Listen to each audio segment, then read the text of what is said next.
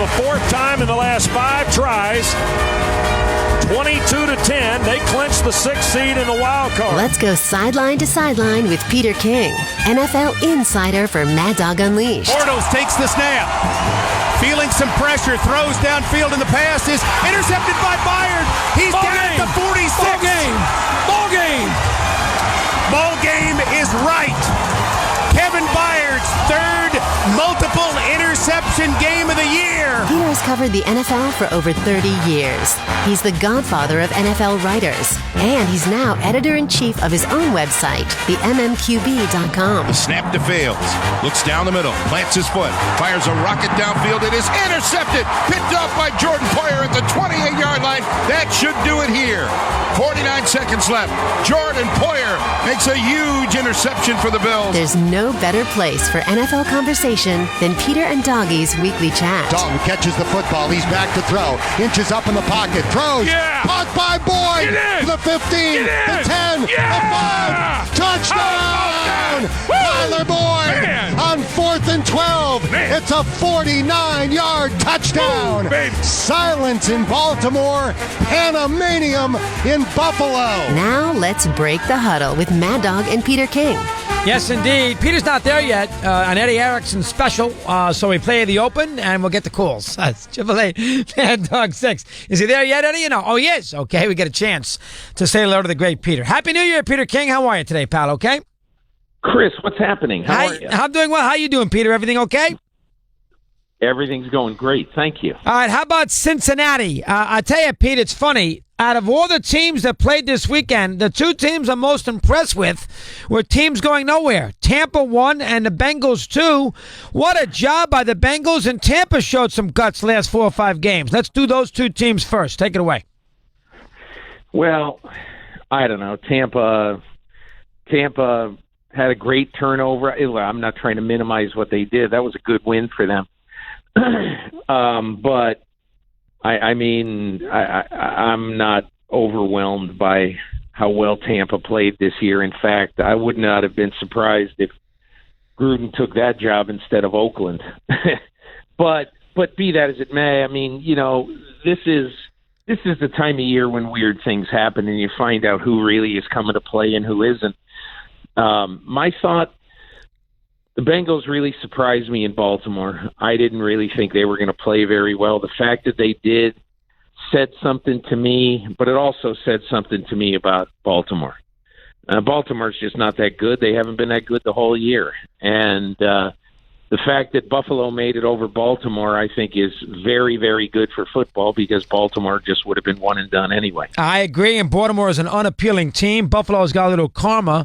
I'm with you on that 100%. Do you think the Bengal finish, knocking Detroit out, knocking the Ravens out, you think that went a long way in keeping Marvin Lewis there for 2 more years? I'm sure it had something to do with it, Chris, but, the basic thing is that Mike Brown does not want to live without familiarity. He's not going to go outside the family. And it's hard for him to walk away. He's 80 years old. It's hard for him to walk away from familiarity toward the unknown. It takes a special person, or a different person, I should say, to coach or to work for the Bengals because it's a very difficult organization to work for.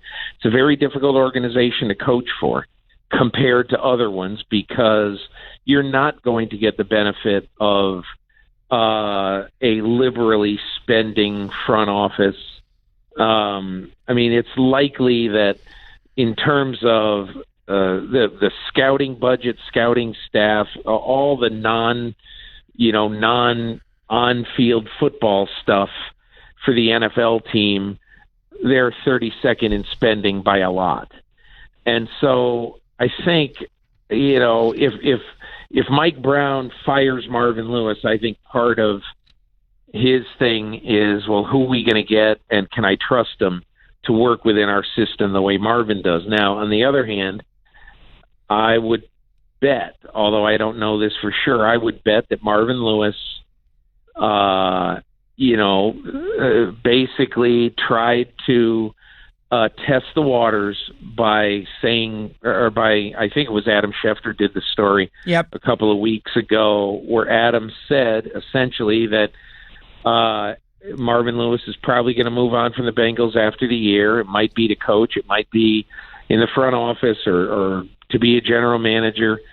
And I think Marvin Lewis, my guess is, was probably very underwhelmed by what he thought would be out there for him. So therefore, he's back with the Bengals. What did he think? I mean, he's been there for 100 years, not a lot of success. Would Marvin think that the Raiders are going to give him part ownership? I mean, my goodness. Here's the thing, Chris. I'm always surprised, when I see people writing, or when I see people talking about, for instance, well, Marvin's been there for 15 years. He's had a lot of success. He's over 500. He'll get another shot. And I said, well, I'm not saying he automatically will not get another shot, but I'm just saying that if you were a fan of the Indianapolis Colts or the Chicago Bears or whatever, and there was a press conference a week from now, and the general manager or the owner stands up and says, ladies and gentlemen, our new coach, Marvin Lewis. Would you be excited? No, you're not doing handstands over that. No way. Come on. Yeah.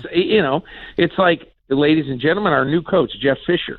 Exactly. And again, I like both those guys. Those guys, at times in their career, have had some great moments, but you've got to be realistic.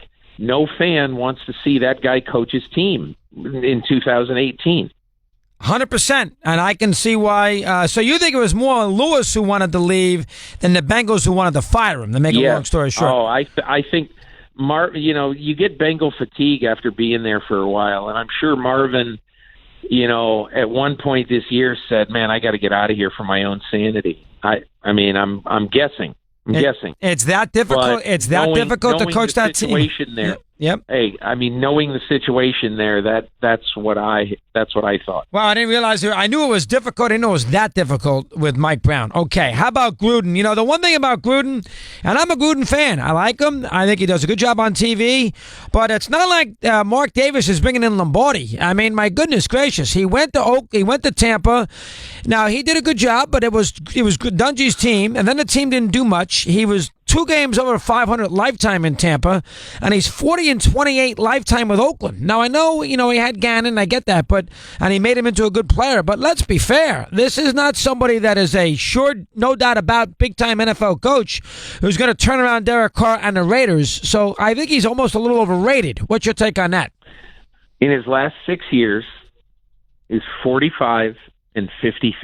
His last 6 years as an NFL coach. 45-53, including 0-2 in the playoffs. So I see what you're saying, and you're not going to get an argument from me. And I like John Gruden, and I think he's got a chance again to be a good coach, and to be a very good coach, because he's going to have a better quarterback than he ever had any year that he coached in the NFL in Derek Carr. Now, having said that, Derek Carr's regression this year shocked me.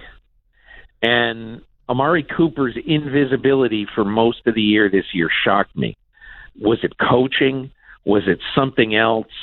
Was it injury? What exactly was it? And I don't know the answer to that, but that team desperately needed a new coach.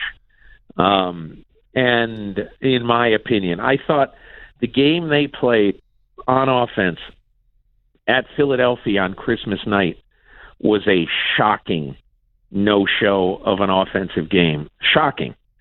And obviously they didn't play well in their last game against the Chargers either.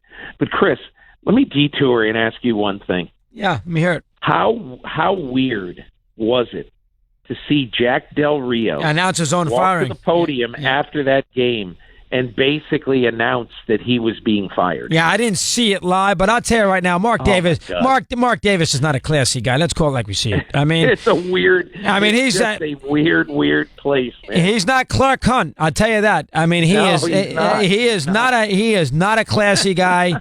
And Chris, to me, the apple doesn't fall far from the tree, because although Al Davis had a lot of success, he wasn't classy either. I mean, that's not what you do to your head coach. I mean, that's a disgrace. I mean, I thought it was a disgrace too. It was awful. But and look, he's got the introvert of introverts, who's a good football guy, but Reggie McKenzie is his GM, and he's not a big public speaker either.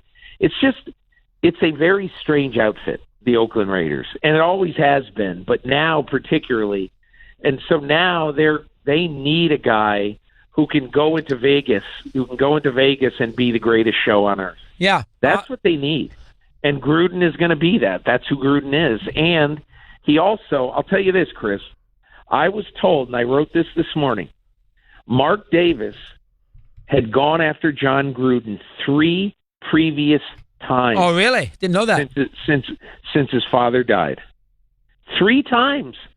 And gotten turned down. Wow! And this time he hit it on the right note. Interesting. He's not going to turn him down. Excellent job. Yeah. All right, good job on your pizza on top of it, as usual. The great Peter King. All right, how about I would think that probably the Colts, because of luck, out of Lions, Giants, Bears, Arizona, and Indianapolis, which is the best job in NFL circles? Which one from an NFL? When you ask the folks in the NFL, which one's the best job?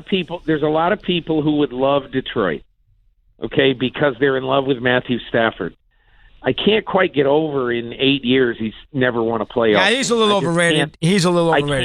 I like Matthew Stafford, but there's something missing in that organization. I agree with you on that. That's all there is to it. I mean, this is a team that since opening day 2015, with all that talent, is 1 game over 500. Yeah, he's a little over. He's a little. See, here's the thing: the quarterbacks in the league, Sims loves them.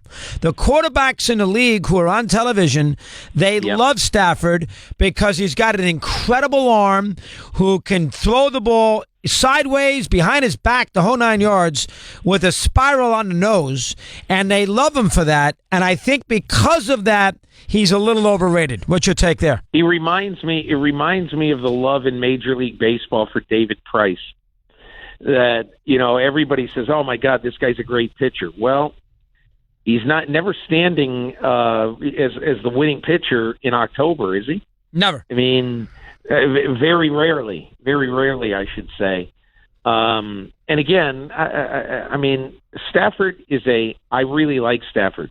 He's probably a top 5 to 7 quarterback in the NFL. Maybe. But the fact is, if you have a top 5 to 7 quarterback and you never, ever win in January, there's something wrong. Yeah. There's just something wrong. But listen, so that's why I say, if I had one, if I knew that Andrew Luck was going to be healthy, and if I could find 2 great orthopedists who could tell me Luck's fine, don't worry about Luck, he's going to be fine, that's a job I'd take. Yeah, fair. Because you're going to have the 3rd pick to go along with it, which is not bad. He's a quirky owner, though. It's the one thing. He's quirky. You just got to ignore him. I know, but he's quirky. A guy with $19,000. He's the Donald Trump, a lot of times, of NFL owners. He tweets some strange stuff. Well, here's what I want him to do. Go find some wacky stuff and play the guitar and stay away from the football team. That's what I want him to do. No. Here is, we know the coaching possibilities. McDaniels, is it going to take a hook and a crook to get him out of there, or is he going to finally leave Brady? No, I think he would, if he got an offer at a place where he felt like he had a good partner in the general manager and as a good quarterback, I think he'd go. That's what he's always felt, I think, based on, every year at the Super Bowl when somebody asks him about it, he always sort of hints that I'm going to go. I'd like to go to a place where there's a quarterback and I think there's a good guy in personnel. To me, Indianapolis fits that bill because Chris Ballard, the young general manager, is very highly respected. And, maybe the Giants fit that bill because Gettleman is a good personnel guy, and whether you stay with Eli for the next couple of years or whether you watch tape and fall in love with Josh Rosen or one of these guys, you're going to have a chance to get a good quarterback high in the draft. So, it'll be interesting, but I do think that if he gets an offer at a place where he likes the quarterback and the talent evaluator, maybe even Chicago, I think he would go. All right, one last thing on that, and we'll get to the games. Do you think there is any animosity between the organizations that he would not go to Indianapolis because of Deflategate? No, I don't think that will have anything to do with it at the end, because I think that... Because one thing, Belichick doesn't want you to go coach if you work for him for a couple of spots. The Jets are one, because with Mangini, he was, persona non grata when he left. I think the Jets are a little bit different. The Jets, or any team in the division, is different than Indianapolis. I really don't think that Bill Belichick has a mat on for the Colts. That people in the public arena, I think, believe that. And Chris, it could be true, because I don't talk to Bill. It could be true, but I don't think that's going to stand in the way if Josh McDaniels got that offer. If he gets the offer, that isn't going to be the reason why he would turn it down. All right. Did Cutter save his out of all the coaches who stayed, and let's leave Lewis out, are you surprised that Cutter survived down there in Tampa?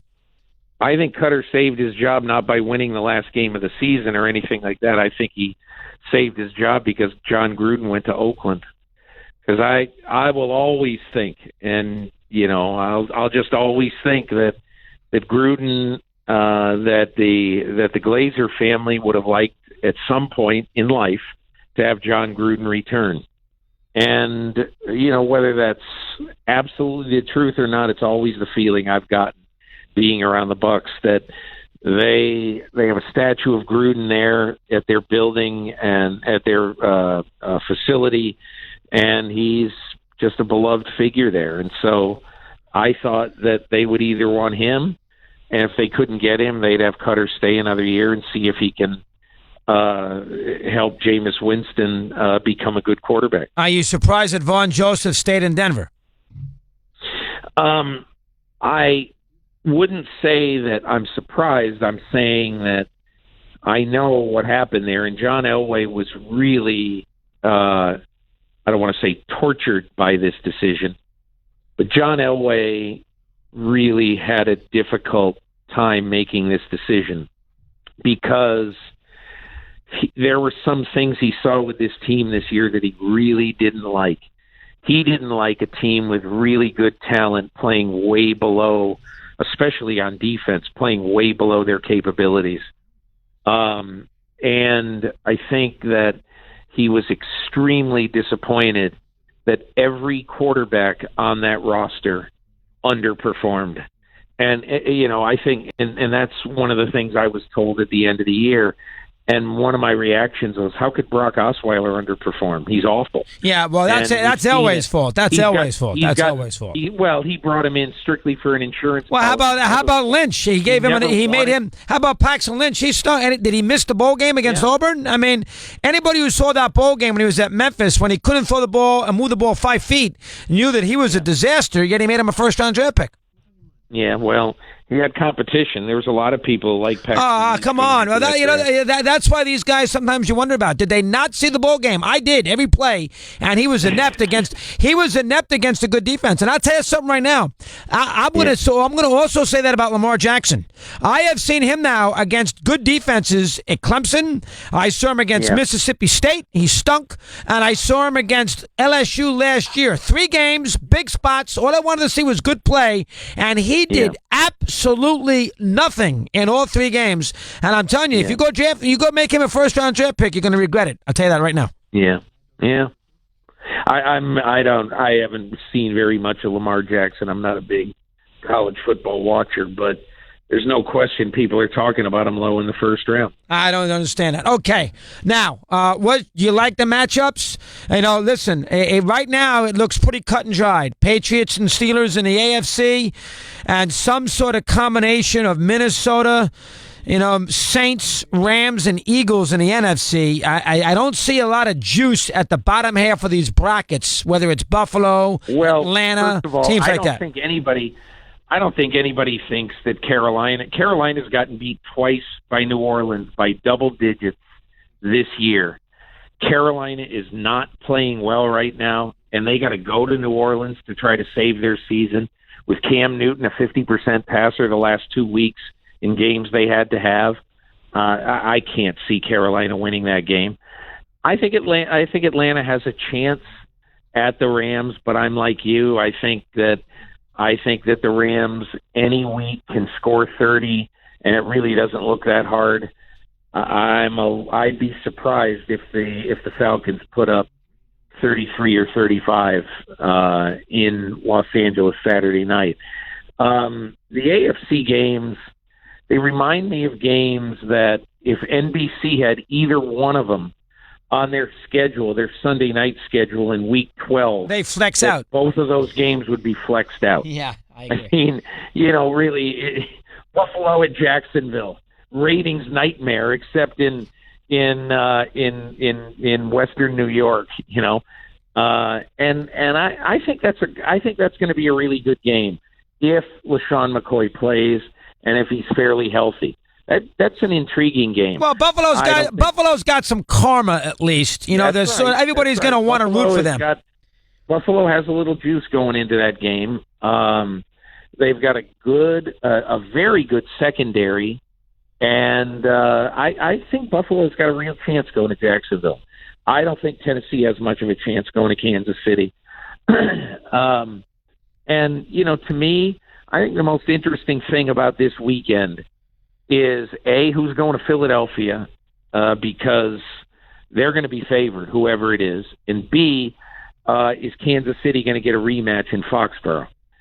Because I think we all remember September 7th, them just taking the Patriots to the cleaners. And obviously it's a different world. But Alex Smith's not afraid. That defense isn't afraid. That's going to be a very, very tough divisional game for New England to win. Yeah, listen, I think that, again, I'm going to be stunned. I love Jacksonville's defense, but I've watched Bortles the last 2 weeks. He's been terrible. Yes, he has. He is really bad against Tennessee. Though the kid dropped the touchdown pass, he did not play well. I can't take Buffalo with their offense, and I, like you, it's a feel-good story, but I can't take them with their offense. Tennessee is lucky they survived the other day. Malarkey may have saved his job, but I can't take them. I'm assuming Antonio Brown's going to return, and the Patriots, although I think they're definitely vulnerable, and I don't think they're going to win the whole thing, I do think the Patriots will get out of that first round. Peter, you're going to have to go a long way of convincing me that it's not going to be Pittsburgh at New England on January 21st. I think so too, and I think the real question in the championship round is, whether there's any way Philadelphia can survive and make it to that game. I agree with that. And host that game. I mean, that, to me, I think Doug Peterson and their offensive coordinator, Frank Reich, have to basically say that, look, we need to change how we play. And we need to become a power-running team. We need to take LeGarrette Blount and Jay Ajayi, and we need to run the ball 45 times in their first game. Because I just really don't see how they can put the ball into Nick Foles' hands 36 times and hope to win. I've seen too much that I don't like. And that's the thing that would worry me in that. I think Minnesota. NFC. Listen, Pete, and it's they're going to probably they're playing the best. I think Minnesota's got a tremendous chance to be the home team for the Super Bowl. Now that Super Bowl is not going to be your typical home scenario with the fans, but Minnesota has got a hell of a chance to win the NFC. There's no question about it. How fun would that be? Really? How incredibly fun would that be? Yeah, it'd be interesting. It'd be interesting to see how the stadium would be based on obviously the ticket scenario. We'll see how that works. And I'll tell you right now, I know Zimmer's done a great job, but boy, he's doing a disservice. You're telling me that Zimmer, when they tell me that Bradford's going to practice, he doesn't come out and say, "Fine, let him practice what he wants. Keenum's my quarterback." I mean, my goodness gracious. I mean, even yesterday he said, "Well, we'll have to wait and see how it goes in the next 2 weeks."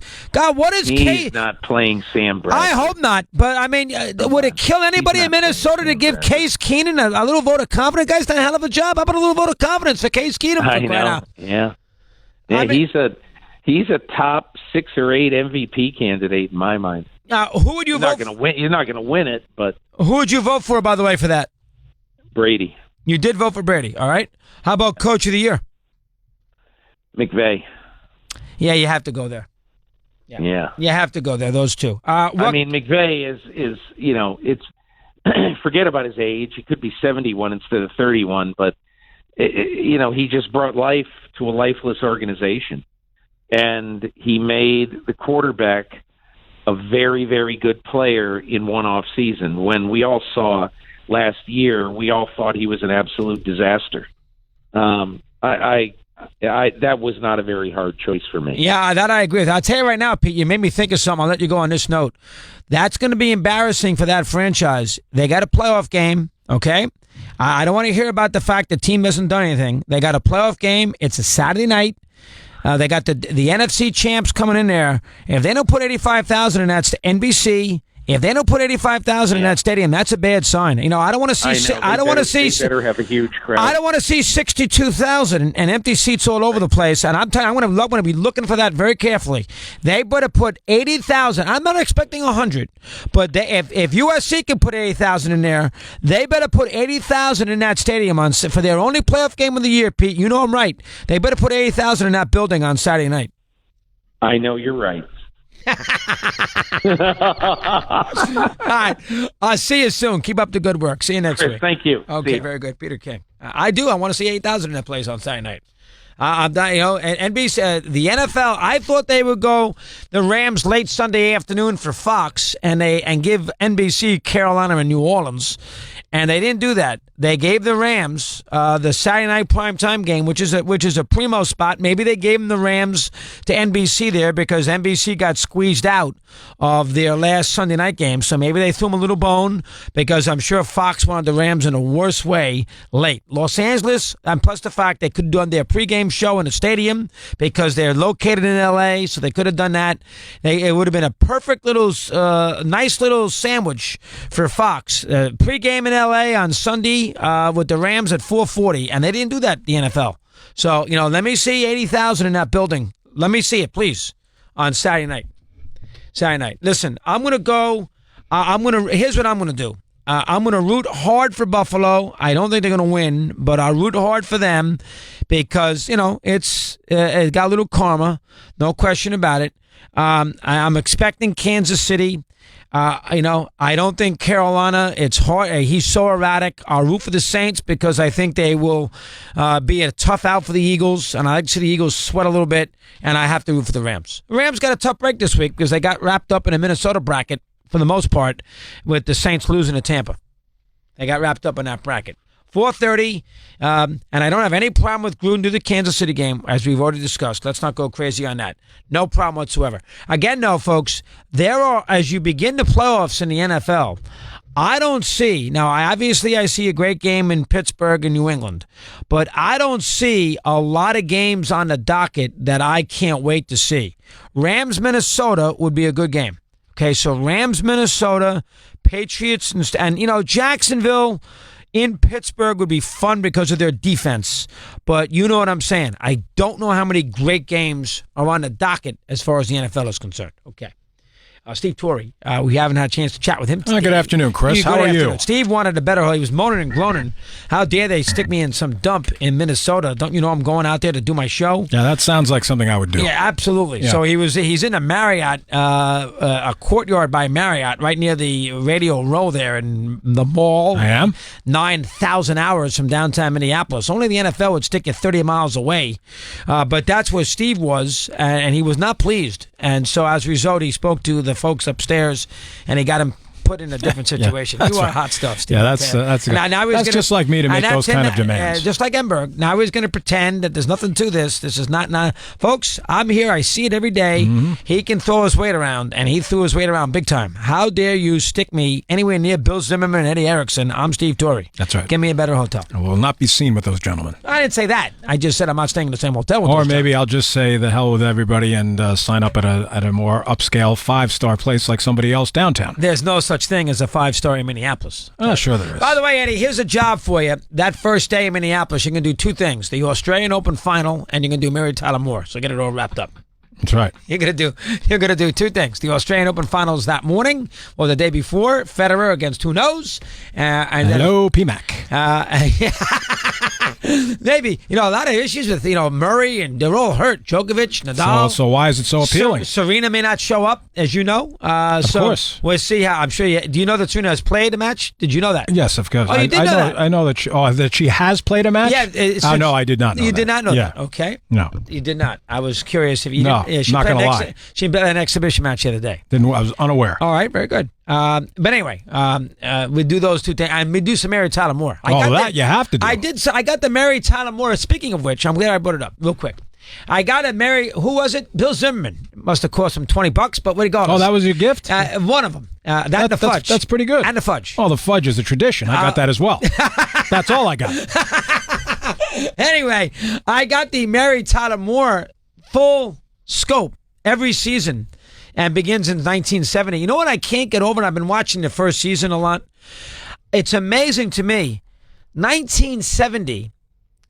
All right. That was the first year of the show? Yes, 1970. First episode was September of 70. Now, you don't think it's that long ago. That's a month after Lombardi died. I was in 5th grade.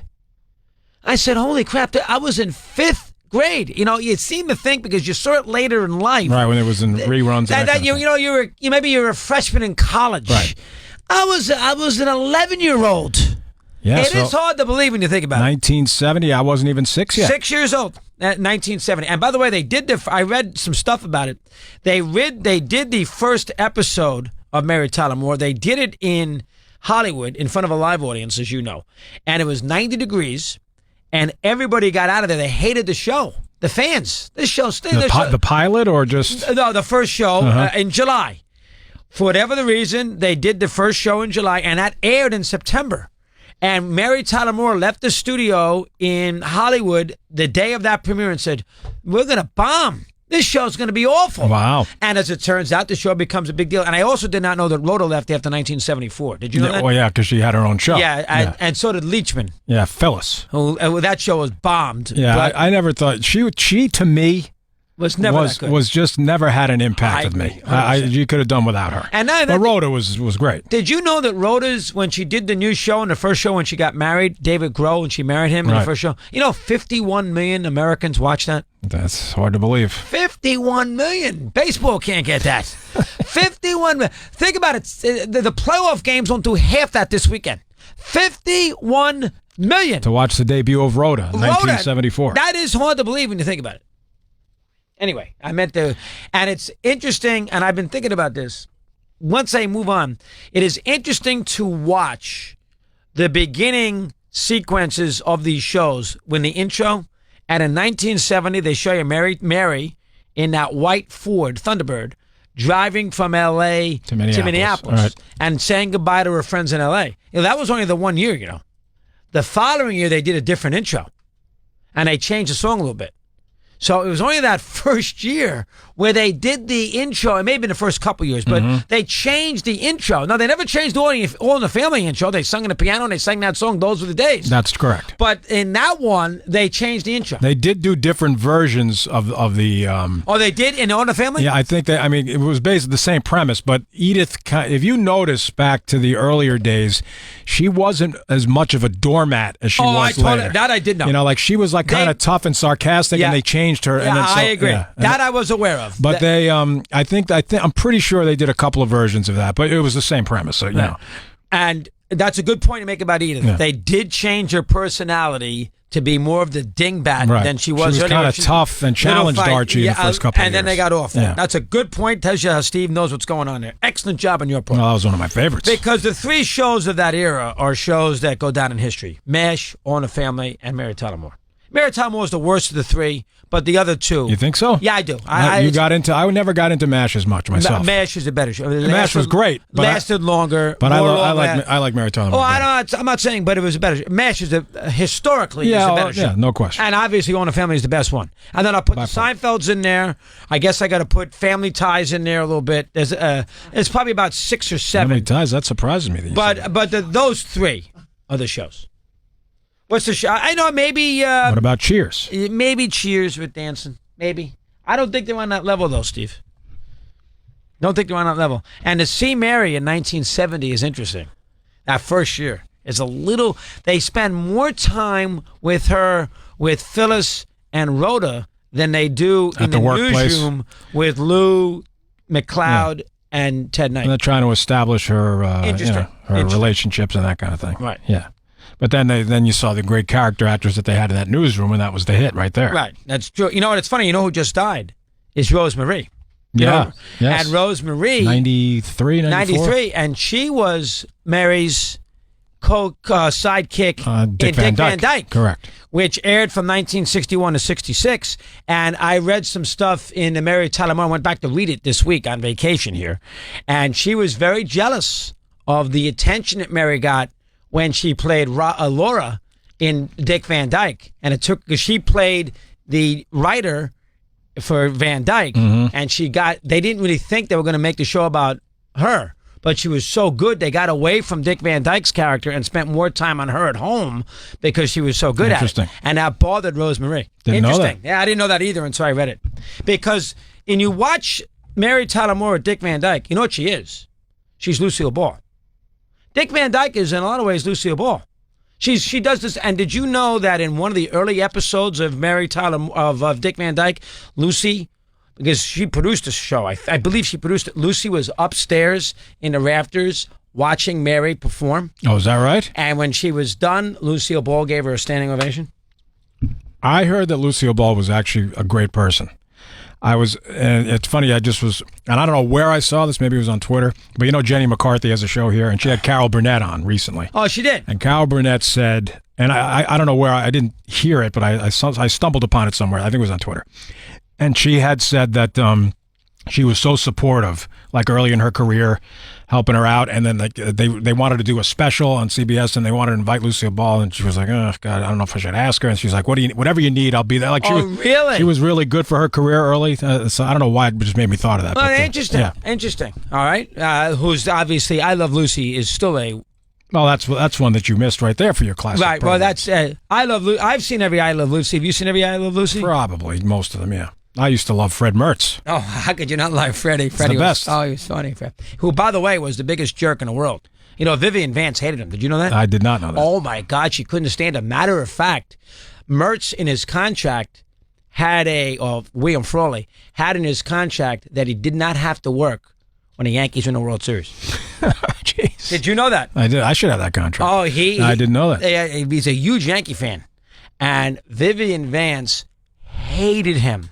And got so bad that Desi had to take Frawley aside. Bill, do me a favor, will you please? Can you be a little nicer? Be cooperative. To Vivian Vance was an absolute nasty SOB. I wasn't aware of that. And then Vivian Vance, who was very friends with Lucille Ball, died of pancreatic cancer. Mm-hmm. Yep.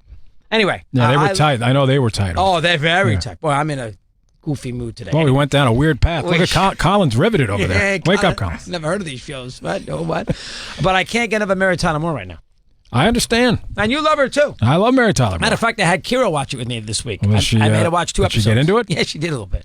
I made her watch the 2 episodes. I said, you have to watch this. I don't know if my kids could get into those kind of things. Every time I put on All in the Family reruns, and they're, when it's on, they're like, "What the hell are you watching?" It's How just, do they not like All in the They can't Family? relate to it. Oh, God, Archie, but he's the best. He's the best. He's so funny. Talk about ahead of his time. Oh, ahead of his. program. That is a talk show. Now you're cooking now you cook with gas. Sitcom. So whatever. Yeah. You get the idea. It's funny.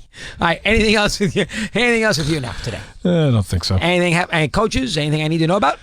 Well, Gruden went on ESPN and confirmed that he's talked to the Raiders. Gruden had to do this though. You know why? Because he couldn't do the football game on Saturday without at least getting it out there that he's been interested with the Raiders. Yeah, and they're not going to, The man embarrasses ESPN. He doesn't say anything on Saturday. They don't want to take away from the game. Then all of a sudden, Sunday, he takes the job at the Raiders. Where is ESPN? Yeah, so exactly. he told, what did he tell you? He told Trey Wingo? Yes, Wingo and Golick this morning. Very good. Yeah. All right, next. LaShawn McCoy did not practice for the Bills, trying to get ready for that ankle injury for Sunday against the Jags. DeMarco Murray didn't practice. He's got a sprained MCL. He's questionable, if you care. And big NBA game tonight, if you're into it. The Celtics and the Cavs. Isaiah Thomas won't play because he's not going to play back-to-back. Initially as he recovers from the hip. That's a smart move by them. They had him play the Portland home game and give him the Celtic game. He'd be too revved up. Give him that game. He said he did not want a video tribute when he's going back tonight. Oh, he did say that? He did not want one. Wow. I wonder what the Celtics will do. Interesting. I didn't hear that. Yeah. Good job on your part for a change. No, thank you. You're up to date. I'm on top of it. Very good. Everything under control? Everything seems pretty good. You're all set to go. Is Babchek and Evan, the youngsters, are they going out to Minnesota? They will. They don't there. do any guests during the course of the year, but so we sent them to a place where they do nothing but guests. So See, that proves you don't listen to the program because they've had plenty of guests. Oh, on. stop. They have. Who? I got 100. I got Eddie. Pull up some show reports. Your show reports, my nonsense. Your show It's reports. true. They just had Pitbull on a couple of weeks ago. That doesn't count. You heard of him, haven't you? Come on. He's a big sports fan. Come on, stop, huh? These ridiculous spots that nobody who's into sports is going to pay attention to. Oh, I disagree. Come on. I mean, did they have Tom Brady on? Nah, now you're cooking with gas. Tom Brady was on SiriusXM once. Right? Back in 2010, something like that. Oh, he was on at one time? Okay. Not with Evan. Not with Evan. All right, we take a break? Yeah, it's your show. All right, we continue here on Mad Dog.